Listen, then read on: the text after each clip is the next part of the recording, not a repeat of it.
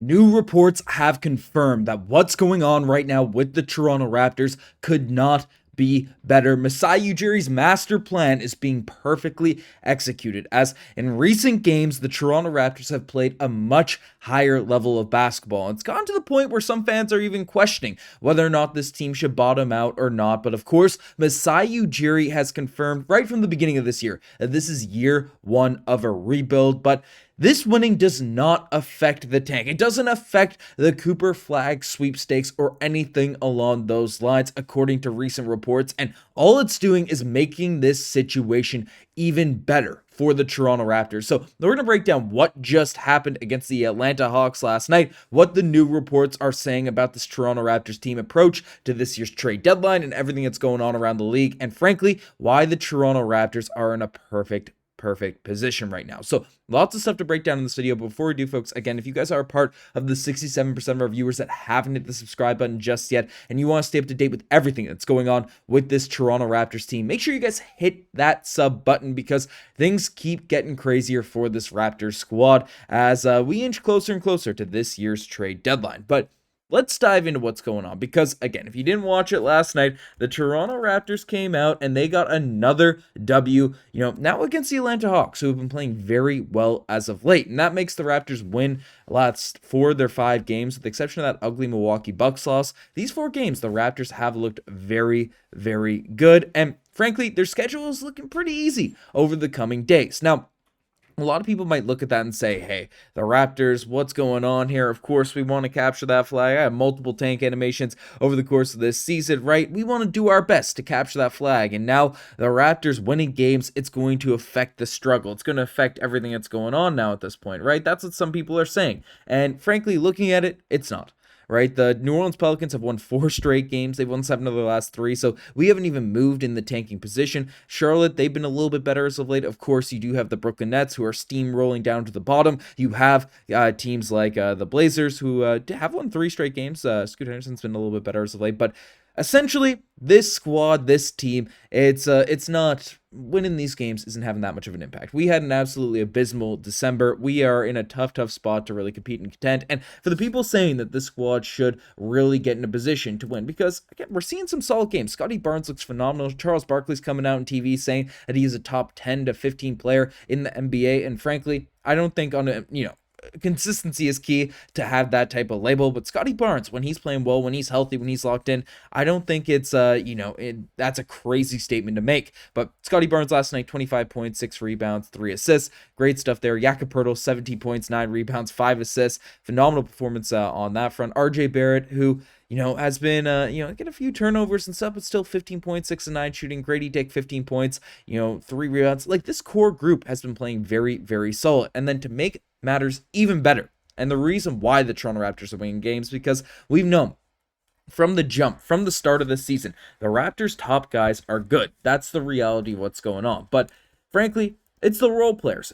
Can we have some impact out there off the bench of the Raptors? We're trying to win games. We're trying to get in a position. And the role players have been playing phenomenal as of late. Whether it's Bruce Brown, whether it's a Chris Boucher, whether it's a Kelly Olynyk, they have been on another level over the past week or so. It's why the Toronto Raptors are translating to wins. And in the last video, I kind of discussed how this is like a joy to watch, because it's a part of our future. It's something that we can really, it's a sign of what's to come for the Toronto Raptors, because the role players have been inconsistent over the course of this year, and frankly, it's the main reason why the Raptors have been taking L's in different games. But with all these guys playing just at a whole nother level right now, right? Kelly Olynyk last night, 11 points, 5 assists, 4 rebounds, no blocks in this one, but defensively, especially in that Orlando Magic game, was a sight to see.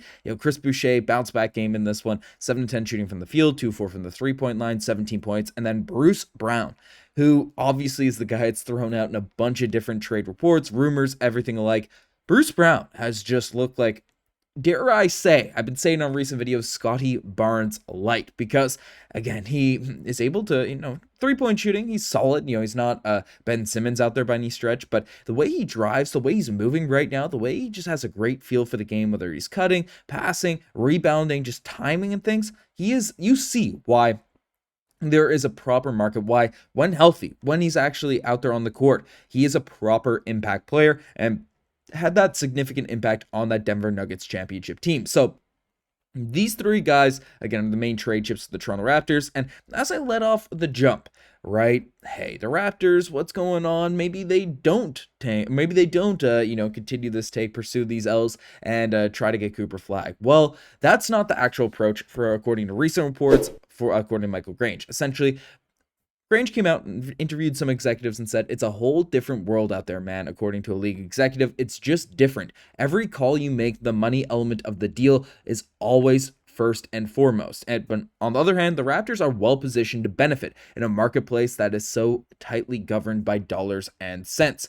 Grange went on to say that the Raptors are holding a lot of cards, according to a team source, and they have space under the tax threshold. They have expiring contracts, they have veteran players, they have their own draft picks, and they can be involved in almost any major trade across the NBA. So Michael Grange is coming out here interviewing kind of inside sources, league executives, in terms of how the Toronto Raptors are positioned heading into this year's deadline. But of course, when you win a few games, when the games are excited again, and as a Raptors fan, I'm pumped to see the players playing well. I'm pumped to see this core group have a stretch like this, because of course this team was brutal during December, and you don't want a horrible losing culture. You want Scottie Barnes, RJ Barrett, Gradey Dick, all these guys to have the confidence that them as a core group can win games going forward in the future if the team is constructed right. Of course, there's been inconsistencies in terms of injuries, in terms of role players not being, there every single game. So that's why there were stretches of L's. But some people are saying, hey, maybe we do go for it, try to make a push, try to do this. But the reality is that's not in the Toronto Raptors' plans, even with the last couple stretch of games. So